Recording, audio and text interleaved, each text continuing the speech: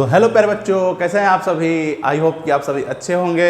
और हम लोग पढ़ रहे हैं chapter magnetic effect of electric current. लगभग ये अपने समापन समारोह की ओर है। कल हम लोगों ने क्या पढ़ा था, पिछले लेक्चर में हम लोग पढ़ा था कि किसी करंट कैरिंग वायर को अगर किसी मैग्नेटिक फील्ड में रख दिया जाए, मैग्नेटिक फील्ड के पास रख दिया जाए तो उस पर फोर्स लगेगा। ठीक है, फोर्स का डायरेक्शन क्या होगा। फोर्स का डायरेक्शन हम लोगों ने देखा था Fleming left hand rule. Force का डायरेक्शन देखा था। ये करंट शो करता है सेंटर फिंगर, फोर फिंगर क्या करता है, मैग्नेटिक फील्ड करता है, और थंब का जो डायरेक्शन होगा वो फोर्स बताएगा कि करंट कैरिंग वायर पर किस डायरेक्शन में फोर्स लगेगा।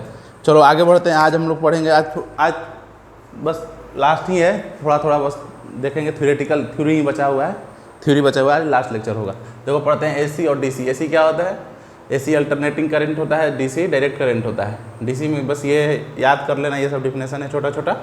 डीसी क्या होता है, do not change it direction. ये अपना डायरेक्शन चेंज नहीं करता, ये डायरेक्शन कभी चेंज नहीं करता है। एक जैसे बैटरी से किसी बल्ब को जोड़ते हो, जब कल बनाए थे ना, बैटरी से किसी बल्ब को जोड़ते हो तो अगर पॉजिटिव चार्ज निकलेगा, करंट जब फ्लो करेगा तो एक डायरेक्शन में फ्लो करेगा। एक डायरेक्शन में, ऐसा नहीं कि कभी वापस रिटर्न होकर आ जाता है।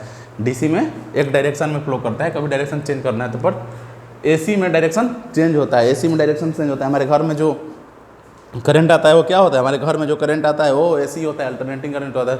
और वो एक सेकंड में 10 बार अपनी 100 बार अपनी दिशा चेंज करता है, डायरेक्शन चेंज करता है। वो एक सेकंड में 10 बार चेंज करता है। इसलिए देखते हो कि बल्ब क्या करता है, फ्लक्चुएट करता है। बल्ब अगर ध्यान से देखोगे तो धीरे धीरे चुकचक फ्लक्चुएट करेगा। तो इसलिए होता है क्योंकि अपना एक सेकंड में वो 100 बार अपना डायरेक्शन चेंज करता है। दूसरा point, obtain from cell battery. पता ही है डीसी कैसे बैटरी से ऑब्टेन होता है, और ये बहुत दूर गांव से, पावर प्लांट से, थर्मल प्लांट से, एसी जनरेटर से आता है। Obtain from electric power plants with AC generator. अच्छा, ये तीसरा पॉइंट, रिपल्सिव होता है। हाँ, ये इंपॉर्टेंट है। रिपल्सिव होता है और एसी अट्रैक्टिव होता है। रिपल्सिव मतलब क्या होता है, मतलब धक्का देता है। रिपल्सिव मतलब धक्का देता है। जब देखे हो अगर एसी करंट किसी को लगेगा तो छोड़ेगा नहीं, वो अपनी ओर खींच लेगा। क्यों? क्योंकि उसका डायरेक्शन सेम है, उसका सेम डायरेक्शन है। आपको पता ही नहीं चलेगा, डायरेक्शन सेम है तो आपको पता चल जाएगा क्या, किसका डायरेक्शन, इस डायरेक्शन में करंट फ्लो कर रहा था। अगर आपको एसी करंट डीसी करंट पकड़ेगा तो अपने आप अपने ओर खींचेगा, लेकिन आपको पता है कि वो एक ही डायरेक्शन में, उसका डायरेक्शन आपको पता चल जाएगा, क्योंकि अपना डायरेक्शन तो चेंज करता नहीं। तो आप उसको छोड़ने की कोशिश करेंगे तो आपको झटका देगा। पर एसी करंट क्या होता है, अट्रैक्टिव होता है। एसी करंट अट्रैक्टिव होता है क्योंकि ये अपना चेंज करता है, डायरेक्शन चेंज फ्लक्चुएट, आपको पता ही नहीं चलेगा किस डायरेक्शन में जा रहा है। तो एक बार जब पकड़ेगा ना तो कस कर पकड़ लेता है, अट्रैक्ट कर लेता है अपने ओर। लोग कहते हैं, इसीलिए आदमी क्या कहता है कि एसी करंट का झटका तेज लगता है, डीसी करंट से आदमी मरता नहीं है। डीसी करंट से भी मरता है आदमी, लेकिन एसी में 5 टाइम्स ज़्यादा पॉसिबिलिटी रहता है, इसका पावर 5 टाइम्स ज़्यादा रहता है। डीसी में भी अगर ज़्यादा पावर होता है, डीसी में भी आदमी मर सकता है, बिल्कुल मर सकता है। अगला, voltage can not be change. क्यों? क्योंकि ट्रांसफार्मर पे काम नहीं करता है, डायरेक्ट बैटरी और सेल से इस पर पावर जनरेट होता है। तो इसमें वोल्टेज एक ही वोल्टेज पास होगा, चेंज ही नहीं होगा। और ये वोल्टेज चेंज हो जाए, ट्रांसफार्मर पर काम करता है। देखो होंगे आप लोग, ग्रिड बहुत बड़ा, पहले तो ग्रिड होता है, ग्रिड से आपके गांव में आता है करंट। गांव में कहाँ आता है, ट्रांसफार्मर होता है गांव में, फिर ट्रांसफार्मर से आपके घर में आता है। तो ग्रिड से क्या करते हैं, ग्रिड से वोल्टेज को लो कर देते हैं। वोल्टेज को ग्रिड से जब आता है, जब ग्रिड से पावर आता है बड़े पावर प्लांट से, तो वोल्टेज एकदम हाई कर देते हैं, क्यों? क्योंकि करंट लो हो जाएगा। वोल्टेज हाई होगा तो फिर करंट लो होगा। फिर हमारे घर में जब आता है तो वोल्टेज लो कर देते हैं और करंट हाई कर देते हैं। क्यों? ग्रिड से आता है तो वोल्टेज हाई करके करंट लो क्यों कर देते हैं, वोल्टेज हाई करके करंट क्यों लो कर देते हैं? क्योंकि रास्ते में हीट और करंट कम रहेगा तो हीट कम प्रोड्यूस होगा, करंट कम रहेगा हीट कम प्रोड्यूस होगा। क्यों? H is directly proportional to I²। क्या है? Joule's law of heating. ये क्या है? Joule's law. याद है, पिछले चैप्टर की कहानी है। पिछले चैप्टर में हम लोग पढ़ा था H is directly proportional to I²। तो इसलिए हम लोग वोल्टेज को बढ़ा देते हैं, करंट को कम कर देते हैं। क्यों? क्योंकि करंट कम रहेगा तो हीट कम होगा तो लॉस कम होगा, पावर का लॉस कम होगा। अगला पॉइंट वही है, less power loss over the long transition. लंबा ट्रांसमिशन होने पर पावर का लॉस कम होता है। क्यों कम होता है? क्योंकि हम लोग वोल्टेज बढ़ा देते हैं और करंट घटा देते हैं। हीट कम होता है, पावर कम होगा। बट इसमें वैसा नहीं हुआ, इसमें मोर पावर, इसमें ज़्यादा लॉस होता है। क्यों? क्योंकि इसमें वोल्टेज हम लोग कंट्रोल नहीं कर पाते। ये थ्योरी सब्जेक्ट है। थ्योरिटिकल चीज़ है, इसको पॉइंट है, इसको 2-4 पॉइंट है, 1 2 3 4 5 5 पॉइंट है, याद कर लेना, एग्जाम में आता है डायरेक्ट लिख देना। चलो अगला टॉपिक, तो देखो domestic electric circuit. Domestic electric circuit जो घर में वायरिंग होता है, घर में वायरिंग कैसा होता है, देखो सर्किट डायग्राम है, एक अर्थ वायर आता है, एक लाइव वायर आता है और न्यूट्रल वायर आता है। एक अर्थ वायर, एक लाइव वायर, एक न्यूट्रल। लाइव वायर कितना का होता है 220 वोल्ट का, और ये neutral wire 0 volt, earth wire भी 0 वोल्ट, 0 वोल्ट 220 वोल्ट और 0 वोल्ट। तो सर जब ये लाइव वायर में 220 वोल्ट आ रहा है तो क्या एक ही वायर से काम नहीं हो जाएगा? नहीं, एक ही वायर से काम नहीं, क्योंकि पोटेंशियल डिफरेंस होना जरूरी है। पिछले चैप्टर में कितना चिल्ला चिल्ला कर पढ़ाया था मूर्ख बालक, पोटेंशियल डिफरेंस होना जरूरी है। इधर से करंट आता है और इधर से जाता है, लाइव वायर से करंट आता है और ऐसे न्यूट्रल वायर में जाता है, ऐसे करंट का फ्लो रहता है। पोटेंशियल डिफरेंस होना जरूरी है। पोटेंशियल डिफरेंस होगा तभी क्या होगा, करंट फ्लो करेगा। ये मेन वोल्टेज है, मेन करंट है। मेन करंट जो घर में आता है ना, वो पोल से बाहर से, जो घर के आगे जो पोल लगा रहता है, पोल से आता है, कितना होता है वो 220 वोल्ट का होता है, 220 वोल्ट का होता है। यहाँ पर इलेक्ट्रिसिटी बोर्ड फ्यूज है, इसको हम और आप टच नहीं कर सकते, इसको इलेक्ट्रिसिटी डिपार्टमेंट वाले बंदा ही टच कर सकता है। क्यों? इसे कितना आता है, मैक्सिमम 50 एम्पियर का करंट आता है। 50 एम्पियर से ज़्यादा करंट नहीं यूज कर सकते, मैक्सिमम 50 एम्पियर का करंट आएगा। और मैक्सिमम अगर इससे ज़्यादा करंट लेना है तो आपको एक अलग से कनेक्शन लेना पड़ता है, या फिर वो करना पड़ता, कमर्शियल करना पड़ता है। जो ऑफिस या कुछ कंपनी में होता है ना, जो अपार्टमेंट में, तो कमर्शियल लेना पड़ता है, या फिर दूसरा एक और मीटर लगाना पड़ता है, एक और कनेक्शन लेना पड़ता है। यहाँ पर इलेक्ट्रिसिटी मीटर कौन, जो घर में लगा रहता है, किलोवाट आर पिछले चैप्टर में सब हम लोग ने कवर किया है। किलोवाट आर इलेक्ट्रिसिटी मीटर, जो घर में मीटर लगाता है, जो बल्ब बढ़ता है चुक करके मीटर का रीडिंग बताता है, 1 यूनिट 2 यूनिट 5 यूनिट 10 यूनिट। और ये क्या है, ये है डिस्ट्रीब्यूशन बॉक्स। यहाँ से जो मीटर के बाहर जो बोर्ड होता है, डिस्ट्रीब्यूशन बॉक्स, यहाँ से सारा स्विच और फ्यूज लगा रहता है, जहाँ से सप्लाई होता है घर में। यहाँ से वोल्टेज है, यहाँ से वोल्टेज आया, यहाँ से इसमें कितना आया, इसमें 220 वोल्ट, इसमें भी 220 वोल्ट, इसमें भी 220 वोल्ट। 3 एप्लियंसेस है, 3 तो बोर्ड लगा हुआ है।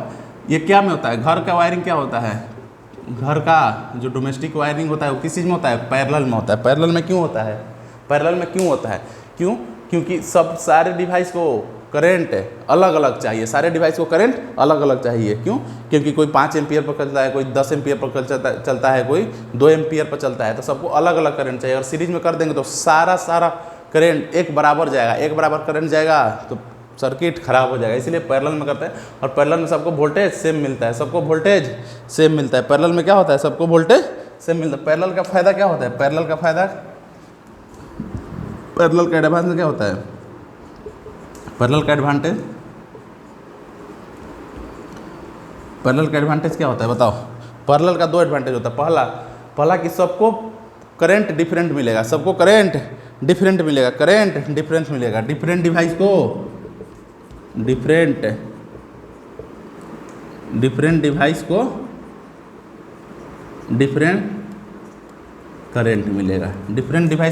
डिफरेंट करंट मिलेगा, दूसरा सबको वोल्टेज सेम मिलेगा, प्लस डिफरेंट डिवाइस को same voltage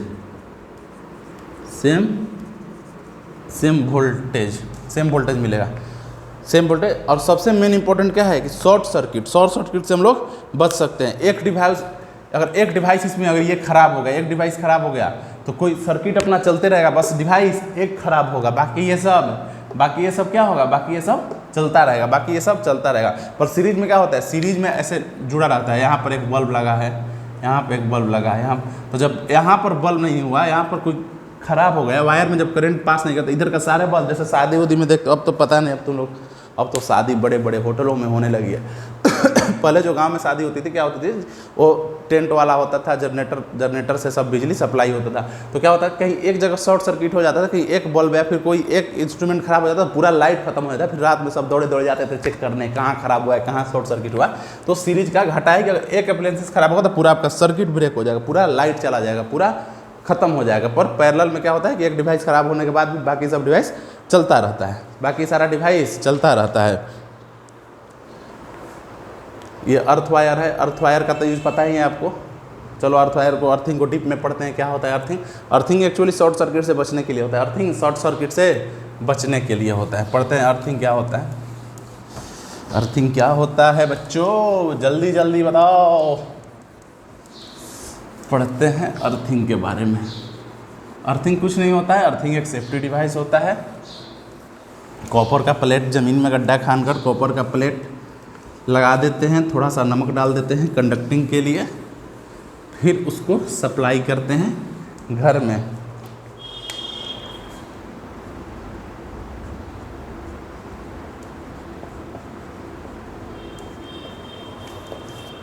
earthing of electrical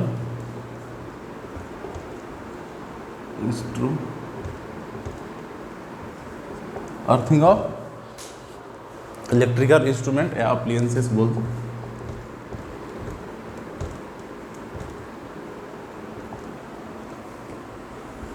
earthing क्या होता है? अर्थिंग कुछ नहीं होता। अर्थिंग है कॉपर का, जैसे ज़मीन में क्या करता है, ज़मीन में गाढ़ा खान देता है, ज़मीन में गाढ़ा खान के और ये क्या बोलते हैं, कॉपर का प्लेट लगा देते हैं, इसमें नमक डाल देते हैं। कॉपर का प्लेट लगाकर इसमें नमक डाल देते हैं। कॉपर प्लेट लगाकर नमक डाल देते हैं। इसका ऐसे सिंबल होता है। यहाँ से घर में जाता है अर्थिंग, यहाँ से घर में अर्थिंग जाता है। ये क्या है? अर्थिंग है। ये क्या है? अर्थिंग है। अर्थिंग किस चीज़ के लिए होता है? अर्थिंग घर के एप्लियंसेस के लिए यूज होता है। जैसे मान लो कि क्या है, ये रेफ्रिजरेटर है। ये क्या है? रेफ्रिजरेटर है। या फिर मेटालिक के लिए, मेटालिक अप्लायंसेस के लिए होता है। अर्थिंग मेटालिक अप्लायंसेस के लिए होता है या फिर हैवी के लिए होता है। हैवी जैसे हीटर हो गया, रेफ्रिजरेटर हो गया, वॉशिंग मशीन हो गया, कूलर हो गया, ये सब के लिए यूज होता है। इसमें 3 वायर रहता है, इसमें 3 वायर जाता है। एक लाइव वायर, एक न्यूट्रल वायर, एक earth wire. Live wire, neutral wire और अर्थ वायर। कभी कभी क्या होता है, जैसे तुम लोग कूलर में पानी डाले हो, पहले तो ये समझ लो कि घर में जो बोर्ड होता है, इसमें जो हैवी एप्लायंसेस होते हैं, कूलर, फ्रिज, वॉशिंग मशीन, उसमें क्या होता है, देखो 3 प्लग होता है। 3 प्लग, एक ऊपर वाला थोड़ा मोटा होता है, नीचे वाला पतला होता है, और ऊपर वाला प्लग होता है वो नीचे वाले दोनों से बड़ा होता है। क्यों होता है बाद में बताएंगे, पहले ये समझो क्या होता है। जैसे तुम लोग कभी कभी कूलर में पानी डालते होगे, पाइप से डालते होगे, कोई बाल्टी से डालता होगा, तो क्या कभी कभी होता है, कभी झटका मारता है, करंट मार देता है।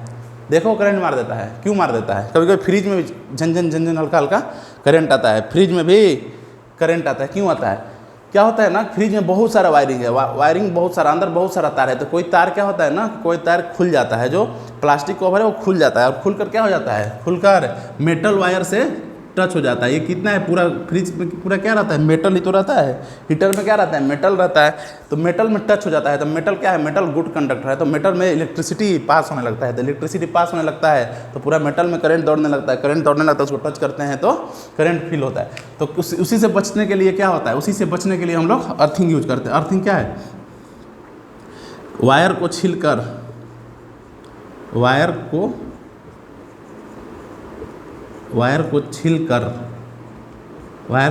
इसमें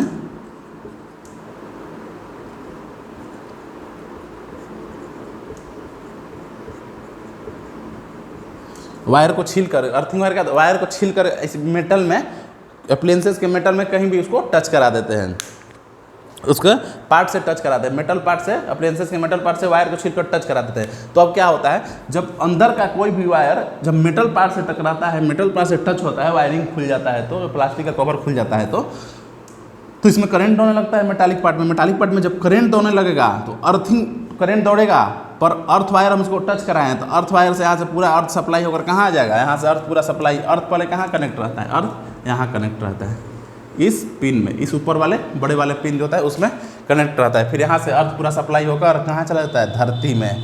धरती माता होती है, और माता का काम है सारा का सारा दुख खत्म कर देना, तो सारा का सारा करंट खा जाती हैं, सारा का सारा करंट धरती में चला, कितना भी ज़्यादा पावर का करंट है अर्थ वायर से मेटालिक कंडक्टर में टकराएगा। मेटालिक कंडक्टर गुड कंडक्टर होता है, मेटल गुड कंडक्टर होता है, तो उसे इलेक्ट्रिसिटी पास होगा, फिर अर्थ वायर से आप ट्रांसफर होकर पूरा अर्थ में चला जाएगा, पूरा अर्थ में चला गया। समझ में आया? समझ में आया कैसे होता है, अर्थ वायर का क्या यूज होता है? ये शॉर्ट सर्किट से या फिर झटका, करंट का झटका लगना से बचने के लिए। ये 3 वायर क्या होता है, देखो पहले बताया शुरू में क्या बोला कि ये जो ऊपर वाला होता है, देखे होगे कोई अप्लायंसेस होता है, उसमें फ्रिज का जो 3 प्लग रहता है, तो उसमें ऊपर वाला प्लग क्या रहता है, बड़ा मोटा भी रहता है और बड़ा रहता है, दोनों से बड़ा रहता है। क्यों बड़ा रहता है? क्योंकि अगर स्विच में हम प्लग को इंटर करें, स्विच में प्लग को इंटर करें तो सबसे पहले वो अंदर जाए, सेफ्टी वाला प्लग, अर्थिंग वाला प्लग सबसे पहले अंदर जाए, फिर दोनों अंदर जाए। सेफ्टी पहले होना चाहिए, सेफ्टी पहले होना चाहिए, इसीलिए वो थोड़ा बड़ा रहता है, क्योंकि पहले इंसर्ट हो जाए। बातें समझ में आई? क्लियर है? चीज़ें समझ में आ रही? आज का थोड़ा टॉपिक सारा थ्योरेटिकल है और लास्ट से चल रहा है। अब यहाँ से पढ़ेंगे फ्यूज के बारे में, थोड़ा पढ़ लेंगे, फ्यूज क्या होता है, शॉर्ट सर्किट क्या होता है, ओवरलोडिंग क्या होता है, लास्ट ही है। तब तक इसको नोट कर लो, सर्किट को नोट कर लो और इस पर थ्योरी लिख देना अपने से, चीज़ें समझ लो, सर्किट याद कर लेना, थ्योरी अपने से इंग्लिश में जो बताया मैं अभी उसको लिख देना। आगे पढ़ेंगे ओवरलोडिंग और शॉर्ट सर्किट क्या होता है। देखो ओवरलोडिंग क्या होता है, शॉर्ट सर्किट। ओवरलोडिंग क्या होता है, जैसे एक बैटरी है, बैटरी से क्या है, एक बल्ब जुड़ा हुआ, बल्ब जुड़ा हुआ है, बैटरी से बल्ब जुड़ा है। इधर से मान लो करंट जा रहा है, इधर से करंट जा रहा है, इधर से करंट आई जा रहा है, इधर से करंट आई जा रहा है। शॉर्ट सर्किट क्या होता है, सर्किट को शॉर्ट कर देंगे, सर्किट को शॉर्ट कर देना। तो क्या होता है, जैसे इधर से करंट आ रहा है, करंट आ रहा है, तो हम लोग यहाँ से एक वायर जोड़ दिए, यहाँ से एक वायर जोड़ दिए। तो पहले क्या था, करंट यहाँ से आता, फिर बल्ब में जाता, बल्ब में रेजिस्टेंस था, करंट को रेजिस्टेंस मिलता, और रेजिस्टेंस किसी को पसंद नहीं है दुनिया में, किसी को रेजिस्टेंस मतलब रुकावट किसी को पसंद नहीं है। तो क्या करेगा कि आई इधर से आएगा और इधर से पार हो जाएगा, इधर से पास हो जाएगा, इधर से पास हो जाएगा, इधर से आएगा, तो इसको रेजिस्टेंस तो कम हो गया, बस वायर का रेजिस्टेंस करंट को मिलेगा। वायर में जो थोड़ा बहुत बल्ब का जो टंगस्टन हो रहा है वो तो रेजिस्टेंस मिलेगा नहीं। तो एक वायरल फॉर्मूला याद है, V = IR। तो I = क्या होगा, I = V/R। तो R क्या होगा, इन्वर्सली प्रोपोर्शनल होगा। तो R इंक्रीज करेगा, R डिक्रीज, R घटेगा तो I क्या करेगा, करंट क्या होगा, बढ़ेगा। रेजिस्टेंस घटेगा तो करंट क्या बढ़ेगा, तो इसमें रेजिस्टेंस घट रहा है, रेजिस्टेंस घट रहा है तो करंट क्या बढ़ जा रहा है, क्या हेवी करंट फ्लो करने लग रहा है, हेवी करंट फ्लो कर रहा है। और करंट फ्लो करेगा तो हीट प्रोड्यूस होगा। कैसे? H क्या होता है, directly proportional to I², Joule's law, पिछले चैप्टर की कहानी है, Joule's law. H is directly proportional to I²। Current बढ़ेगा तो हीट बढ़ेगा, तो हीट बढ़ेगा तो क्या होगा, शॉर्ट सर्किट हो जाएगा, हीट बढ़ेगा तो क्या होगा, शॉर्ट सर्किट हो जाएगा। यहाँ से रेजिस्टेंस कम हुआ, तो करंट बढ़ा तो हीट भी बढ़ेगा, हीट बढ़ेगा तो शॉर्ट सर्किट हो जाएगा। क्या हो जाएगा, शॉर्ट सर्किट हो जाएगा। घर में देखते हो कभी कभी स्विच क्या होता है, प्लग उलग कभी कभी जल जाता है, कोई प्लग लगाते हैं उसको, फिर बाद में देखते हो उसमें से थोड़ा सा स्पार्क होता है, फिर जल जाता है। वहाँ पर क्या होता है, वहाँ पर शॉर्ट सर्किट ही होता है। शॉर्ट सर्किट से बचने के लिए क्या होता है, शॉर्ट सर्किट से बचने का उपाय क्या है, शॉर्ट सर्किट से बचने का उपाय है, ये समझ में आया कैसे शॉर्ट सर्किट होता है। यहाँ से रेजिस्टेंस उसको सर्किट को शॉर्ट करते हैं, दूसरा केबल से जोड़ देते हैं, दूसरा केबल जोड़ते हैं, रेजिस्टेंस कम हो जाता है, पाइप चेंज करने से रेजिस्टेंस कम होता है, करंट बढ़ जाता है, करंट बढ़ जाता है तो हीट भी बढ़ेगा, क्योंकि हीट करंट का डायरेक्टली प्रोपोर्शनल होता है, Joule's law H is directly proportional to I²। तो शॉर्ट सर्किट से बचने के लिए क्या होता है, हम लोग ने क्या पढ़ा था, शॉर्ट सर्किट से बचने के लिए हम लोग फ्यूज यूज करते हैं। क्या यूज करते हैं, फ्यूज यूज करते हैं। जैसे मान लो कि ये एक फ्यूज है, ये फ्यूज है, यहाँ मान लो कि एक कोई अप्लायंसेस, मान लो तुम्हारा टेलीविज़न है, कितने एम्पियर पे काम करता है, 3.5 एम्पियर पर मान लो। इसको करंट चाहिए कितना, इसको करंट चाहिए 3.5, इसको करंट कितना चाहिए 3.5। तो किसी भी अप्लायंस से पहले क्या जोड़ते हैं, एक फ्यूज जोड़ देते हैं। मान लो फ्यूज कितने का हो गया, फ्यूज मान लो 4 एम्पियर का, कितना का हो गया, 4 एम्पियर का। फ्यूज कितना का हो गया, 4 एम्पियर का। ये क्या है, फ्यूज है। फ्यूज कितने का, 4 एम्पियर का। 4 एम्पियर ही फ्यूज से करंट पास हो जाएगा। 4 एम्पियर से ज़्यादा पास होगा तो फ्यूज क्या हो जाएगा, मेल्ट हो जाएगा, फ्यूज क्या हो जाएगा, पिघल जाएगा। अब 4 एम्पियर तक टीबी को चाहिए कितना, 3.5 एम्पियर। तो यहाँ से कितना होगा, मैक्सिमम 4 एम्पियर पास होता है। तो 4 एम्पियर पास होगा, टीबी थोड़ा बहुत तो उसको मैनेज कर ही लेगा, 3.5 है ही, थोड़ा बहुत तो मैनेज कर लेगा। लेकिन अगर 4 एम्पियर से ज़्यादा जाएगा तो करंट पास ही नहीं होगा, करंट पास नहीं होगा। क्यों, क्योंकि यहीं पर मेल्ट हो जाएगा। क्यों हो जाएगा, यहीं पर फ्यूज क्या हो जाएगा, फ्यूज क्या हो जाएगा, मेल्ट हो जाएगा। फ्यूज मेल्ट हो जाएगा तो सर्किट ब्रेक हो जाएगा। फ्यूज मेल्ट होगा तो सर्किट ब्रेक हो जाएगा। फ्यूज मेल्ट हो जाएगा तो सर्किट ब्रेक हो जाएगा। फ्यूज किस चीज़ का बनता है, फ्यूज बनता है कॉपर प्लस टीन का, या फिर लीड और टीन का ही बनता है, लेकिन सिलेबस में दिया है कॉपर और टीन का बनता है। कॉपर और टीन को, प्योर कॉपर का क्यों नहीं बनता है, प्योर कॉपर का क्यों नहीं बनता है, प्योर कॉपर का मेल्टिंग पॉइंट कम नहीं है, मेल्टिंग पॉइंट ज़्यादा रहता है। प्योर कॉपर का मेल्टिंग पॉइंट हाई रहता है, वो पिघलेगा ही नहीं, इसलिए कॉपर और टीन का बना देते हैं। और इसका क्या होना चाहिए, लो मेल्टिंग पॉइंट होना चाहिए, low melting point, low melting point. और क्या होना चाहिए, लो मेल्टिंग पॉइंट होना चाहिए, और रेजिस्टेंस हाई होना चाहिए। क्यों, क्योंकि रेजिस्टेंस हाई रहेगा तभी तो हीट प्रोड्यूस होगा, हीट प्रोड्यूस होगा तभी तो पिघलेगा जल्दी। समझ में आया।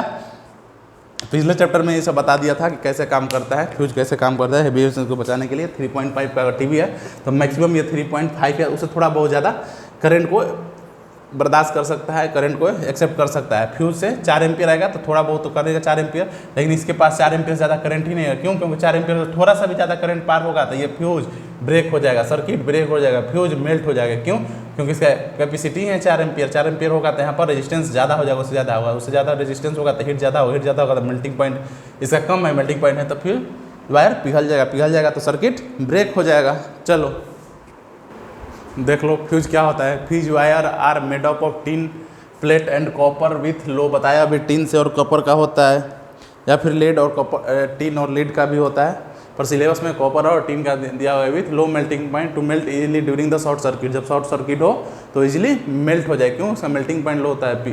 पर pure copper is unsuitable due to its high melting point. Pure copper बताया क्यों नहीं यूज करते हैं, वो अनसुटेबल होता है। क्यों, क्योंकि उसका मेल्टिंग पॉइंट हाई होता है और गुड कंडक्टर होता है इलेक्ट्रिसिटी का, तो उसमें कोई भी कितना भी वोल्ट अगर ज़्यादा पावर का करंट आया तो क्या बोला, तू भी जा, उसको रोकेगा ही नहीं, क्योंकि गुड कंडक्टर होता है, सबको पास कर देगा, पास कर देगा तो फिर शॉर्ट सर्किट होने का चांस ज़्यादा रहेगा। तो क्या होता है, कॉपर वायर अनसुटेबल होता है, उसका मेल्टिंग पॉइंट भी हाई होता है, मेल्ट भी नहीं होगा। 15 एम्पियर का फ्यूज होता है, 15 एम्पियर का जो फ्यूज होता है वो हैवी अप्लायंसेस के लिए यूज़ करते हैं, जैसे आयरन हो गया, गीजर हो गया, फ्रिज हो गया, टोस्टर हो गया, जो मतलब हैवी अप्लायंसेस हो गया, हीटर हो गया। और 5 एम्पियर का फ्यूज होता है जो बल्ब में यूज होता है, पंखा में यूज होता है, टीवी में यूज होता है, छोटी छोटी घर के चीज़ों में यूज होता है। ये हो गया। और इसके बाद एक होता है ओवरलोडिंग। ओवरलोडिंग क्या होता है, ओवरलोडिंग कोई भी घर में क्या होता है, घर में देखो एक्सटेंशन जो बोर्ड होता है ना, कभी एक्सटेंशन बोर्ड जल जाता है। क्यों, क्योंकि एक्सटेंशन बोर्ड क्या होता है, 3-4 उसमें प्लग रहते हैं, तो 3-4 प्लग में किसी में एक फ़ोन ऐड कर दिए, किसी में टीवी का प्लग ऐड कर दिए, किसी में लैपटॉप का चार्जर ऐड कर दिए, तो एक ही जगह से करंट ज़्यादा हम लोग ले रहे हैं, एक ही जगह से करंट ज़्यादा ले रहे हैं, करंट ज़्यादा ले रहे हैं। तो करंट अगर ज़्यादा वहाँ से प्रोड्यूस हो रहा है तो हीट बार बार ये चीज़ें बताई जा रही है, याद रहना चाहिए, इंपॉर्टेंट है। हीट क्या होता है, directly proportional to I square. क्या कौन बताया था, जूल्स लॉ ऑफ हीटिंग में, जूल्स लॉ है, आई स्क्वायर आर के प्रोपोर्शनल और टी के प्रोपोर्शनल होता है, H equal to I square R T. तो एक ही जगह से ज़्यादा करंट ले रहे हैं, ज़्यादा करंट ले रहे हैं तो क्या होगा, हीट ज़्यादा होगा, ज़्यादा करंट ले रहे हैं तो हीट ज़्यादा होगा, हीट ज़्यादा होगा, करंट लॉट ऑफ करंट यहाँ से ले रहे हैं, लॉट ऑफ करंट ले रहे हैं तो हीट क्या होगा, हीट बढ़ जाएगा, हीट बढ़ जाएगा तो डिवाइस मेल्ट हो जाएगा, डिवाइस क्या हो जाएगा, डिवाइस मेल्ट हो जाएगा। तो यही होता है ओवरलोडिंग, एक ही जगह से ज़्यादा उस पर लोड दे दिए, ज़्यादा लोड दे दिए तो करंट ज़्यादा ले रहे हैं तो हीट ज़्यादा प्रोड्यूस होगा। क्यों, क्योंकि H is proportional to I square. कभी कभी बाहर जो ट्रांसफार्मर पर या फिर कभी देखते हो अचानक से सडन स्पाइक आ जाता है, तो क्या होता है उस पर हीट करंट ज़्यादा आ जाता है, करंट ज़्यादा आता है, हीट ज़्यादा हो जाता है, देखते हो तार पिघल जाता है, मेन पोल का या फिर ट्रांसफार्मर का तार पिघल जाता है। क्यों, क्योंकि ज़्यादा एक ही बार करंट आ जाता है, सडन स्पाइक आता है, तो वहाँ पर करंट ज़्यादा है, हीट ज़्यादा प्रोड्यूस होगा, हीट ज़्यादा प्रोड्यूस होगा तब मेल्ट हो जाएगा, गल जाएगा, डिवाइस क्या हो जाएगा, डिवाइस मेल्ट हो गया। तो ये सिलेबस। और एक क्वेश्चन इसी पे, इस आज का चैप्टर जो लेक्चर था पूरा थ्योरेटिकल था, थ्योरी में क्वेश्चन आ जाता है, इंपॉर्टेंट है, ऐसा नहीं कि इंपॉर्टेंट नहीं, इंपॉर्टेंट है, CBSE में क्वेश्चन आएगा, बिल्कुल आएगा, यहीं से क्वेश्चन आएगा, क्वेश्चन आया भी है पिछले साल 2023 में, 2023 में आया था, 2020 में आया था, 2021 में भी आया था, 2023 में सवाल आया था 2, चलो उसको देख लेते हैं। चलो क्वेश्चन है ये 2023 का, CBSE 2023 का। चलो क्वेश्चन पढ़ो। क्वेश्चन क्या बोल रहा है कि differentiate between direct and alternating current. Direct और अल्टरनेटिंग करंट का डिफरेंशिएशन लिख देना है, जो लेक्चर के शुरू में बताया, लिख दोगे।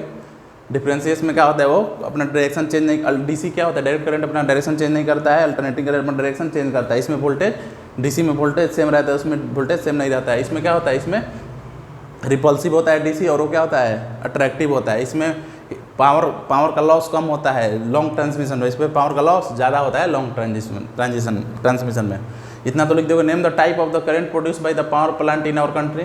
पावर प्लांट कहाँ से होता है, पावर प्लांट किस में होता है, एसी में, अल्टरनेटिंग करंट में पावर प्लांट से जनरेट होता है। और इसमें क्या होता है, इसमें बैटरी से होता है, सेल से होता है। Also state it's frequency. हाँ यस, फ्रीक्वेंसी क्या होता है, जो हमारे घर में जो करंट आता है उसमें क्या होता है, उसका फ्रीक्वेंसी कितना होता है, 50 हर्ट्ज, 50 हर्ट्ज होता है, 50 हर्ट्ज होता है। और ये क्या होता है, 1 सेकेंड में क्या करता है, ये 1 सेकेंड में अपना डायरेक्शन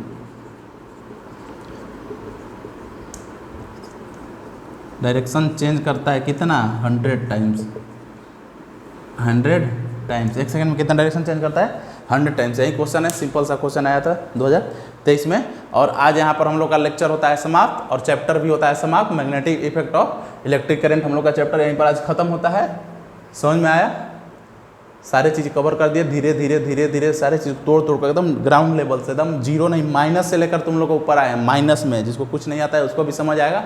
लेक्चर सारे यूट्यूब पर अपलोड है, समझ नहीं आता एक बार और जाकर देखो, और नोट्स का रिवीजन करते रहो।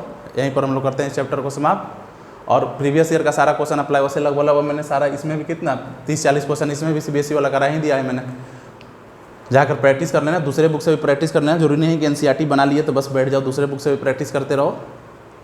यहीं पर ख़त्म होता है ये चैप्टर, और अगला चैप्टर हम लोग स्टार्ट करेंगे लाइट अगला चैप्टर स्टार्ट करेंगे। तब मिलते हैं अगले लेक्चर में, तब तक के लिए अपना ख्याल रखिए, अपनों का ख्याल रखिए। टाटा एंड बाय बाय, जय हिंद।